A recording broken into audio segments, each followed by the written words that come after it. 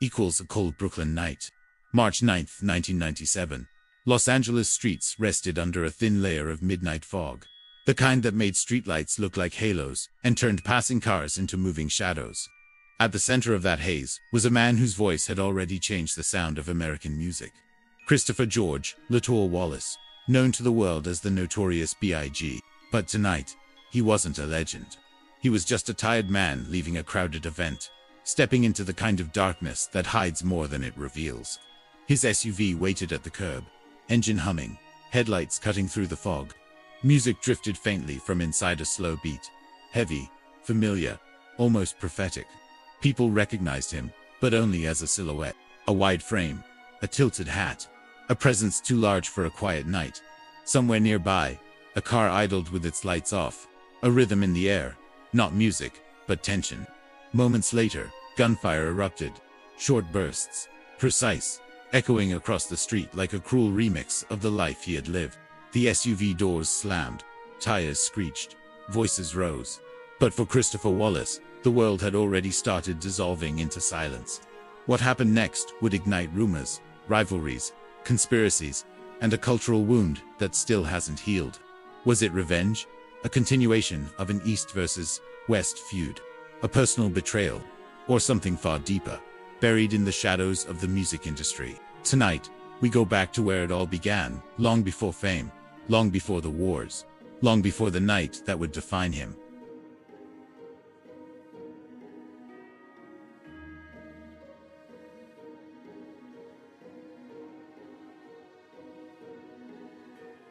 Long before he became Biggie, he was just Christopher, born on May 21, 1972, in the heart of Brooklyn, New York.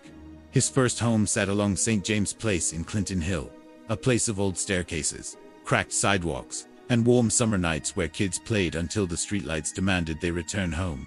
His mother, Valletta Wallace, was a Jamaican preschool teacher who worked long days and longer nights to keep the apartment running.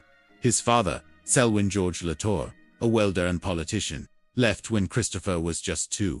That absence created a void, but it also shaped a hunger, not for violence or revenge, but for identity. Christopher grew up quiet, observant. Friends remembered him as the kid who listened more than he spoke, until he discovered words could be shaped, twisted, sharpened like tools. By the age of 12, he was writing rhymes on scrap paper. By 14, he was experimenting with flow, with rhythm, with stories pulled straight from the corners of Brooklyn that tourists never saw. He wasn't trying to be famous.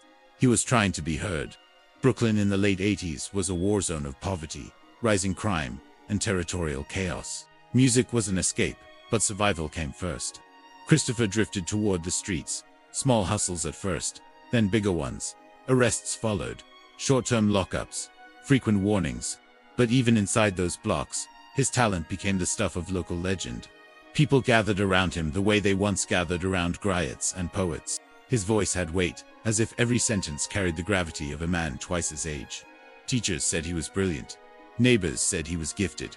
But the streets had a different plan. In 1991, at just 19 years old, Christopher recorded a freestyle tape with a borrowed mic and a cheap boombox. The sound was rough, echoing walls, background noises, muffled beats, but the voice cut through everything. Deep, smooth, dangerous, wise. That tape traveled like a secret. A friend passed it to a DJ. The DJ passed it to another. Eventually, it landed in the hands of Sean Puff Daddy Combs, then an ambitious young producer hunting for raw talent. Puff heard something no one else had, a storyteller powerful enough to reshape an entire genre. A meeting was arranged. Christopher arrived wearing simple clothes, a quiet posture, eyes scanning every corner of the room. Puff walked in, energized, talking fast, dreaming big. The contrast was almost comical. The high-speed architect versus the calm storm. But when Biggie rapped, the room froze. It wasn't the words alone, it was how he delivered them. Like each line carried the weight of Brooklyn on its back. That day marked the start of something the world wasn't ready for. In 1993, he signed with Bad Boy Records, a decision that would change hip-hop forever. The next 2 years were a blur of writing, recording, hustling, and constructing a sound that blended street realism with luxurious fantasy. But beneath the rising fame, there were early warnings, shadows moving in rhythm with success. Old friends from Brooklyn felt replaced. New enemies saw him as a target. Rappers from other coasts felt threatened by his rise. Rivalries whispered in back rooms long before they screamed through speakers. Christopher didn't know it yet, but the same voice that lifted him toward greatness was already pulling him closer to the night we opened with. The sound of Brooklyn in the late 80s and early 90s wasn't just sirens or subway brakes or the thump of passing bass. It was a transition of entire neighborhoods shifting between struggle and ambition, danger and opportunity. And in the middle of that shifting landscape stood Christopher Wallace, a young man trying to outrun the limits of his. Despite the new record deal, his life didn't change overnight. Fame starts as a whisper, not a roar. And in those early months, he was still navigating two worlds, the world of music and the world that tried to claim him long before music ever did. Every return home meant stepping back into a maze of expectations, old alliances, old habits, old tensions. People saw Puff Daddy's rising star and assumed Biggie was already rich. But the truth was colder. The money hadn't arrived yet. Fame had touched him, but fortune was still miles away. Neighbors watched him walk past with curious eyes. Some smiled with pride, others glared with resentment. His mother, Violetta, felt a mix of fear and hope. She had raised him to aim higher than the block, yet every time he returned late at night, the hallway door creaked with the familiar dread only a mother can understand. But music was beginning to reshape his destiny. In 1994, the work paid off. Bad Boy Records released his first album, Ready to Die. The title alone told a story. The tracks told the rest. Songs like Juicy, Warning, and Big Papa carried pieces of Christopher's life. The hunger, the mistakes, the dreams, the pain. The album earned platinum certification, a rare triumph for a newcomer. And suddenly, he wasn't just Biggie from the block. He was a voice that demanded attention. Critics called the album a masterpiece. Fans memorized every line. Radio stations played him relentlessly. But success has a shadow, and Christopher was about to meet him. That same year, he earned a title the world would never forget, the King of New York. It wasn't just a compliment. It was pressure.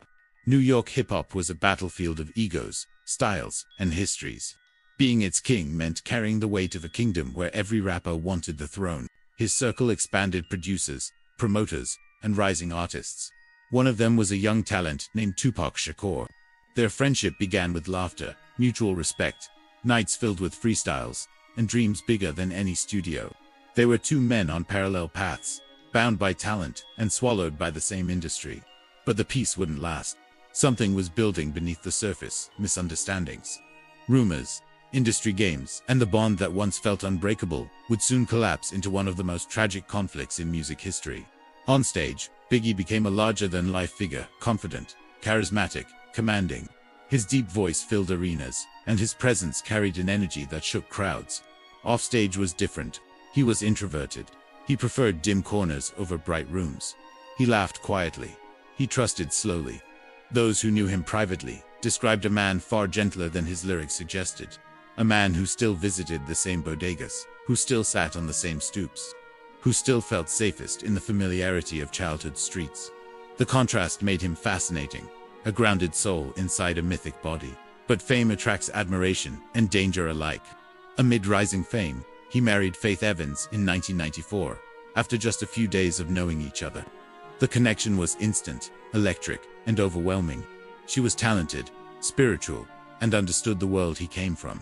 But their relationship became tangled in industry rumors, long recording nights, rivalries, and the exhausting pace of fame. Love existed between them, but so did friction. And in the background, whispers tied Biggie to rising artist Lil' Kim, a connection that blurred lines and stirred headlines. The public consumed their drama, the industry fed it, and Biggie felt it tightening around him. By 1995, something had changed. Brooklyn still knew him. The world now claimed him, and the streets started treating him differently. Friends who once supported him now felt distant. Strangers acted familiar.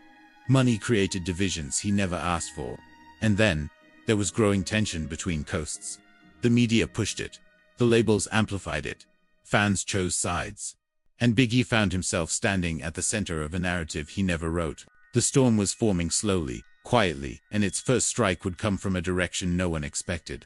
Success was no longer the clean climb it once felt like. It was becoming a maze of fame, danger, loyalty, and misunderstanding. And somewhere in California, An event was about to occur, one that would pull Biggie into a conflict he never started, and could never escape. The countdown to the first major fracture had already begun. New York never slept. But by 1992, Christopher Wallace had stopped sleeping too. Every night, as Brooklyn's streetlights flickered like broken memories, he sat by the window of his mother's small apartment. The same window from where he once watched drug dealers move like ghosts between the corners. Now he wasn't watching the streets. He was watching the consequences of the life he used to run. Biggie's voice was growing. His name was spreading. But with fame came uncomfortable footsteps, the kind that follow you without sound. And that's where this part begins. One night, Biggie's pager buzzed 3 times a signal. Not from a dealer, not from a friend, but from someone who shouldn't have had the number. When he called back, a low voice whispered, "We know who you are now. And we know what you were." Click. No threats. No demands. Just knowledge. For a man trying to leave the streets, that was more dangerous than a bullet. At the same time, Biggie was recording tracks that would later define a generation. Inside the studio, his voice shook the walls. Heavy, poetic, tragic. But the moment he stepped outside, silence. As if the city itself paused when he walked by. People stared longer than they should. Cars slowed down behind him. A pair of tinted windows watched him for weeks. Biggie told Puffy once, "I ain't scared, but something's watching me." Puffy laughed. Biggie didn't. At his mother's house, there was a small attic space above his old bedroom.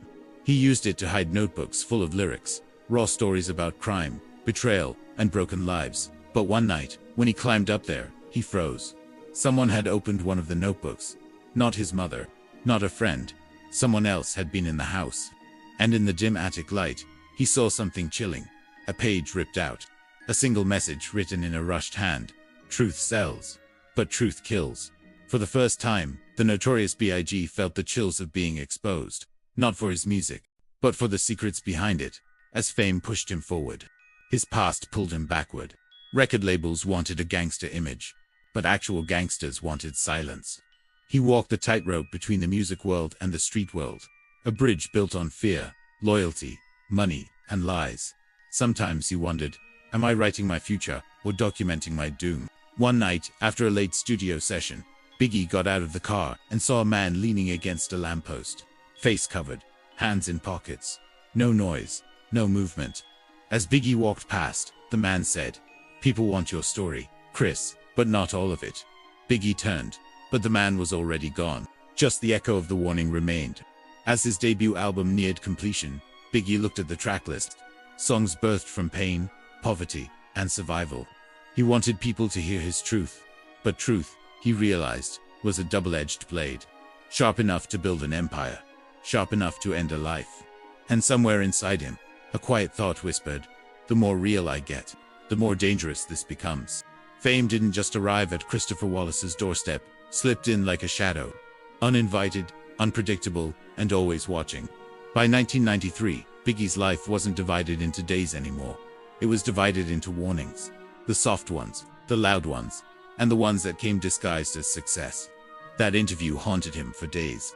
It wasn't because of the questions, but because of the way the journalist asked them. She never blinked. She never hesitated. She spoke about the Brooklyn corners like someone who had stood there herself, watching deals go down under flickering streetlights. But the detail that truly bothered Biggie, the one that made the hairs on his arm stand up, was when she mentioned a story no one should have known. A deal gone wrong. A night spent running through rain-soaked alleys. The sound of his own breathing loud in his ears. A name Biggie had buried years ago. A ghost from his past. She spoke it so casually, as if she weren't revealing a secret, but reminding him of it. When Biggie walked away from that interview, his heart was heavy. Because in that moment, he realized something deeply unsettling. Someone close to his past was talking. And they weren't talking out of fear. They were talking out of intention. The studio, once a sanctuary, had become a battlefield. The producers, they wanted the dark, gritty stories, the ones inspired by real people, real crimes, real blood. It's what sold records. But Biggie knew every lyric carried a consequence. He felt like he was standing in a confession booth with the door wide open. Each verse he recorded felt like pulling open a locked drawer from his past, and he could feel someone on the outside, unseen, writing down everything he exposed. Even the sound engineers would whisper to him, "Big, these songs, they feel too real." He'd laugh it off, play the part of the confident artist. But late at night, alone with his thoughts, he'd wonder if his life was turning into an open book he couldn't close. A confession he couldn't escape. That long studio corridor, it stayed in his mind, replaying like a broken record. He tried to remember the rhythm of those footsteps, to understand if they belonged to someone familiar. During one late session, he purposely waited behind after everyone else had left. The studio was silent, empty. He walked the corridor again, slowly this time, his own footsteps echoing back at him. He was listening. Halfway down, the lights flickered again, the same buzzing, trembling glow from before. And for a split second, he felt it. A breath behind him, a presence. He didn't run. He didn't panic. He just stood there and whispered into the empty hallway. "If you're following me, at least show yourself." No one answered. But the air changed. It grew cold, heavy, unsettling. Something was there. Something that wanted him to know it existed, but not enough to show its face. Puffy thought Biggie was overthinking it all. "Bro, this is what fame feels like," he'd say, trying to calm him down. "Lights, cameras, people recognizing you everywhere you go. Relax." But Biggie just shook his head. "Nah, Puff, this ain't fans. Fans don't hide." He tried to explain it all, how someone had opened the attic notebook, where he kept his old rhymes. How strange cars tailed him through the city, how strangers would whisper things to him on the street that no one should know. Puffy kept telling him to focus on the music, to ignore the noise. But Biggie wasn't worried about music critics. He was worried about unseen listeners. People who weren't just buying his records, they were studying them, searching for clues. That envelope stayed on his dresser for weeks, untouched. He would just stare at it, at the photograph inside. It was a blurry, grainy shot of him, standing on a street corner he swore he'd left behind forever. It was as if someone had been waiting for him to come back. Or maybe they had been waiting there all along. The list of names inside the envelope was even stranger. It was a list of old street associates, with some names crossed out in harsh, angry strokes. Some were still around, some were missing, some were dead. The message felt less like a threat and more like a verdict. You can become famous, but you'll never become forgotten. Biggie didn't show this envelope to Puffy, or his mother, or anyone. He kept it hidden, not out of fear, but out of the cold, hard certainty that it wouldn't be the last. Around this time, a car kept showing up. It was always the same one. A dark sedan with tinted windows and no plates he recognized. It would be parked outside the studio, outside the radio station, outside a club he'd just left. Once, he even saw it parked near his mother's house, just sitting there in the quiet of the afternoon. It never approached him. It never flashed its lights. The windows never rolled down. It just appeared. One night, he'd had enough. He walked toward it, taking slow, deliberate steps, testing, challenging. As he got close enough to see his own reflection in the dark glass, the car just pulled away quietly, calmly, as if the driver was far more patient than Biggie was brave. That night, lying in bed, staring at the ceiling, he whispered into the darkness, "Whoever you are, you're not done." And he was right. As the world began to recognize his voice, Biggie realized something chilling. The more he spoke, the more people listened. And the more people listened, the more dangerous his truth became. Every interview, every concert, every guest feature, each spotlight felt less like a celebration and more like an interrogation light, pinning him down. People expected him to reveal everything about his past. They wanted the raw, unfiltered story. But he knew that some truths were too heavy. Some truths could collapse the fragile bridge he was building between the life he had escaped and the life he was trying to create. And that bridge, he could feel it. It was already cracking under the pressure. During the height of mixing the album, Biggie got another late-night call. This time, the voice on the other end wasn't a whisper. It was deeper, calmer, and it sounded almost familiar. "Christopher," the voice said, using his real name. "You're getting too comfortable." Before Biggie could even form a response, the call ended. He just stared at the silent phone for a long moment. He didn't ask who it was. He didn't need to. Some voices don't need names. They carry their own history, their own weight. And as the echoes of his past grew louder, Biggie knew, deep down, that the greatest stories of his life were also the ones that put it in the greatest danger. Thanks for watching. Don't forget to subscribe for more deep dives into music history. Fame was supposed to be the finish line. For Christopher Wallace, it felt more like a door opening into a long, dark corridor, where shadows just stood there, silent, patient, waiting. The more his name spread through the music industry, the more he felt unseen eyes tracing every single step he took. By the middle of 1993, Biggie wasn't just on the rise. He was being studied. One night, a new producer showed up at the studio. He was someone the label sent over to, quote, add texture to Biggie's sound. He was polite, maybe too polite. He started off asking about drum patterns, flows, inspirations, all the normal stuff. Then, out of nowhere, he leaned in and asked, when you write, do you ever think about who might be reading between your lines? Biggie just froze. He didn't answer. He didn't have to. The producer gave him this little smile, like he already knew the truth. It felt like he wasn't there for the music at all. He was there to confirm something. The very next day, that producer was gone. He never came back, never called, didn't deliver any files, and didn't speak to anyone from the label. He appeared mysteriously, and vanished even more mysteriously. It wasn't just Biggie who felt it. His entourage started noticing things too. The glances from strangers that lasted just a second too long. The unfamiliar faces at shows who definitely weren't part of any fan group. The men who would just stand near the exits but never moved. Never seemed to be going anywhere. One of his close friends finally pulled him aside and said, Big, somebody's tracking you, man. Biggie didn't deny it. He just nodded. He already knew. But the unsettling part wasn't just being watched. It was why he was being watched. During one late-night recording session, the entire studio suddenly went dark. No warning, no sound. Just a complete blackout. It was so deep and thick, it felt like the room had been swallowed whole. Someone in the corner muttered, probably just the grid. But Biggie knew better. He could feel someone else in the dark. A presence, silent, but close. He stood completely still, breathing slowly, listening for footsteps, for breath, for anything. There was nothing. And yet, the air felt disturbed. It felt like it had shifted.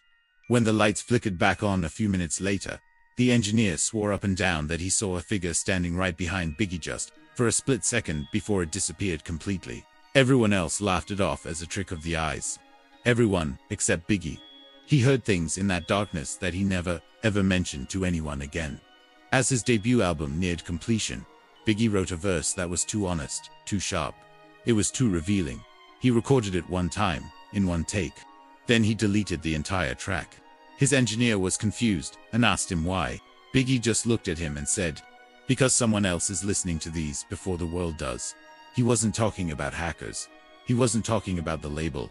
He was talking about the people from his old world, the ones who believed that silence was loyalty, and loyalty was survival. The kind of people who didn't like seeing their stories show up on record shelves. One morning, Biggie arrived at the studio early, way earlier than anyone else.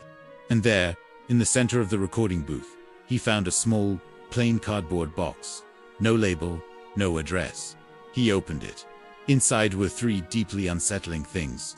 First, a broken cassette tape, its ribbon pulled out and tangled. Second, a piece of a brick wall, scratched with initials he recognized from his old neighborhood in Brooklyn. And last, a handwritten note. It said, truth has a price. Choose what you're willing to pay. He didn't show it to Puffy. He didn't show it to anyone. He just sat there in silence, staring at that box like it held a piece of his past he never wanted to reopen. There was a tall mirror that stood just outside the mixing room. It was a simple, ordinary mirror that everyone used to adjust their clothes or check their look. But one night, Biggie noticed something strange. As he walked past it, his reflection lagged, just for a fraction of a second. A delayed movement. A shadow that didn't quite match the room. A silhouette that wasn't quite his. He stepped closer and stared right into it. His reflection stared back, but the background behind him in the reflection looked different than the real room. It was darker, longer. It looked like a corridor was shaping itself inside the glass. He reached out and touched the mirror. It felt normal, solid, but as he walked away, he couldn't shake the feeling that whatever he saw wasn't a trick of the light. It was a reminder that something was drawing closer. One night, while he was going through some old recordings, Biggie found a cassette with no label. He was curious, so he popped it in and pressed play. It wasn't music, it wasn't studio chatter. It was breathing. Slow, heavy, deliberate breathing. After a few seconds, it was followed by a faint, raspy voice whispering his name, Christopher. Then, just silence. He didn't let it play a second time. He immediately ejected the tape, put it back in its case, and locked it away inside a cabinet that nobody ever used. But he could still hear that whisper at night. It wasn't a sound that scared him, but it felt like a warning. In all of these moments, the whispers, the strange cars, the envelopes, the shadows, the faces in the crowd, one truth kept echoing inside his head. Something from his past did want to stay buried. Something, or someone, was waiting, watching, and it was closer than he could ever imagine. As Biggie's fame grew, so did that presence. It was this invisible pressure that made the air feel heavier every single time he stepped into a studio booth. He wasn't being paranoid, he wasn't imagining things. He was preparing, because he knew that every rise begins with a warning. And his warnings had only just begun. By the time the music industry fully embraced the name Biggie Smalls, something else had started to embrace him too. Something unseen, unheard, but always there, lingering at the edges of every celebration. His rise wasn't just loud. It was thunder-wrapped, in velvet, beautiful from a distance, but dangerous up close. Success has a way of amplifying the whispers behind your back, and soon, those whispers started to form patterns. A series of strange, unsettling events that hinted at a darkness gathering just beyond the spotlight. It started with the silent calls. Biggie's phone would ring late at night, always after 2 a.m., always from an unknown number. These weren't prank calls from fans. It was silence, a heavy, breathing silence that filled the line with dread. One time, he decided to stay on, just waiting, listening. It took nearly a full minute before a deep voice finally broke the quiet, saying, "You're talking too much." Then, the call ended. He didn't tell anyone, not the label, not even his closest friends. He didn't recognize the voice, but he recognized the tone. It was the kind of tone people used back in Brooklyn, right before something terrible was about to happen. Then came the figure outside his apartment. His mother noticed it first. A man standing across the street, night after night, for an entire week. He was tall, perfectly still, his face hidden by the shadows. He didn't move, didn't smoke, didn't speak to anyone. He just stood there, watching the building. When Biggie finally stepped outside to get a clear look at him, the man simply stepped into a passing shadow and vanished, as if he'd never been there at all. Biggie didn't give chase. He knew there was no point. A person like that knows exactly when to disappear. The threat wasn't just on the streets. It started to seep into the one place he felt safe. The studio. During one late-night session, Biggie wrote a hook so raw, so personal, that even he felt unsettled by it. The engineer played it back, and the words echoed through the studio like a confession he never meant to record. When the track ended, the engineer turned to him and asked, "Big, you sure you want to put that out?" Biggie just stared at the speakers for a long moment, then shook his head. He erased the entire thing right there. No backup, no second thoughts. It was gone. He realized the song wasn't just music. It was a map that someone else could use against him. He thought the first envelope was a one-time message, a fluke. He was wrong. Weeks later, another one appeared. Same plain color, same silent warning. Inside was a grainy photograph of Biggie in the studio mixing room, a picture taken from behind the glass. But no one had been in the hallway that night. The studio cameras showed nothing unusual. The note inside was short and chilling. "Keep looking over your shoulder." For the first time, he started to wonder if the threat wasn't coming from the outside at all, but from someone who understood the industry, someone with access to schedules, studios, and secrets. Someone close. The unease in the studio grew. Around 3 a.m., during a long mixing session, Biggie stepped out for a moment to clear his head. The hallway was silent, unnervingly so. When he returned, he found the heavy studio door slowly closing on its own, as if someone had just stepped out seconds before he got there. He quickly checked the vocal booth. Empty. He checked the lounge. Empty. But a faint smell of cologne lingered in the air. A scent he hadn't smelled in years. A scent tied to someone he once knew back in Brooklyn. He didn't wait to figure it out. He left the building early that night. Even the business side started to feel wrong. During a meeting at the record label, an executive Biggie barely knew leaned in close and asked him a strange question. "You ever worry your past might catch up to your future?" Biggie just stared at him, confused. The man smiled, a knowing, unnerving smile, like he was holding a secret. When Biggie asked what he meant, the executive simply replied, "This industry keeps files on everyone," and then walked away. Biggie didn't know whether to feel threatened or warned. Was this a threat, or was someone trying to give him a coded message? The studio, his sanctuary, became a source of paranoia. One night, alone, he finished a verse and turned to leave the vocal booth. That's when he heard it. A faint knocking. It was coming from inside the soundproof walls. It wasn't a mechanical sound, not an electrical issue. It sounded human. 3 soft knocks, then complete silence. He cautiously touched the wall. It vibrated faintly, as if something on the other side was trying to get in, or get a message through. He left the booth without looking back, the sound echoing in his mind. Finally, the past came knocking, literally. A childhood friend, a face he hadn't seen in years, showed up unexpectedly. He didn't ask about the fame or the money. He didn't care about the music. He just looked at Biggie and said, "Some people from the old neighborhood have been asking about you, asking the wrong questions." Biggie stayed silent, listening. His friend leaned in closer and added, "If I were you, I'd watch every door you walk through." That night, Biggie didn't sleep. It wasn't because he was scared. It was because he finally understood. All the strange calls, the shadows in the hallway, the envelopes, the whispered threats, they weren't random coincidences. They were reminders. His rise to the top wasn't just success, it was exposure. He was telling stories in his music, stories that were a little too real for some people. And someone, somewhere out there, didn't want their story told. Someone felt threatened by his voice, his memories, his truth. The warnings weren't coming from strangers. They were coming from people who knew him, people who knew the life he led before the fame. The truth buried in the corners of Brooklyn that no song could ever fully reveal. The threats were stepping out of the shadows and onto his path. The real danger was no longer a whisper. It was a presence, and it was getting closer. Success kept rising around Biggie like a skyscraper, but every new floor made him feel more disconnected from the ground beneath him. The world adored him, yet the world around him felt colder, tighter, as if someone was slowly closing all the exits, and the signs were no longer subtle. They were warnings, etched into the walls of his newfound kingdom. One night, at a label gathering, Biggie entered a private lounge where executives discussed album rollouts and marketing numbers. The moment he stepped inside, the conversation died. Every pair of eyes shifted to him not with admiration, but with a chilling awareness. It felt like they were waiting for him to say something, or to slip up. An executive, swirling a glass of bourbon, asked with a calm, almost surgical voice, "You been staying out of trouble, Christopher?" Biggie didn't respond, not because he was speechless, but because he understood the tone. It wasn't a question, it was a reminder, a message that he was being monitored. Not by rivals from Brooklyn, but by men in expensive suits.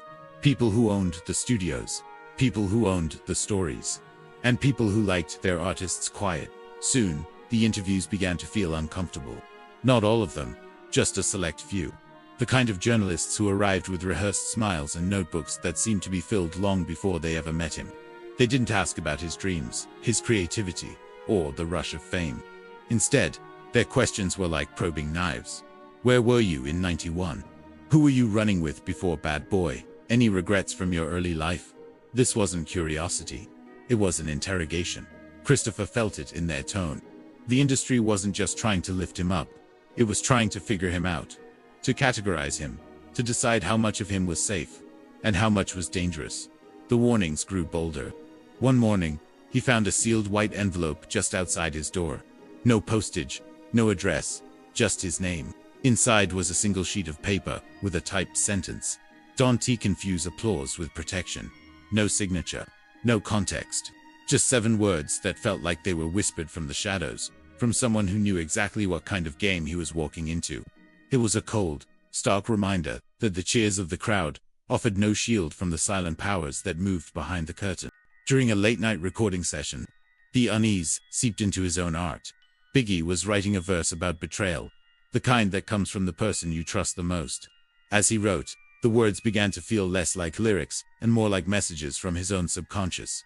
He wrote about doors closing, faces shifting, trust cracking like old paint. He paused, read the verse back to himself, and a chill ran down his spine. He whispered into the empty studio, "Who am I writing this for?" Because some lyrics felt too real, too predictive. It felt as if the danger wasn't just approaching it, had already arrived, and it was speaking through his own pen. Then came the face in the crowd. At a showcase performance, Biggie was on fire, owning the stage. The lights flashed, hands went up, and fans screamed his name. As he scanned the audience, his eyes locked onto something that didn't belong. In a back corner, barely visible in the dark, stood a man watching him with a stillness that was completely out of place. No cheering, no movement, No expression. Just a blank, cold stare. For a microsecond, Biggie's voice faltered. He blinked, and the man was gone. But that empty stare burned itself into his memory. He'd seen that same stillness before, back in Brooklyn. Years ago, on a night he never, ever spoke about. The confusion mounted as stories began to fray at the edges. The conversations around him stopped making sense. Puffy told him one thing, but the executives said another. His friends offered advice that contradicted both. Stories just weren't lining up anymore. Some people encouraged him to speak his truth. Others warned him to stay silent. Some advised caution.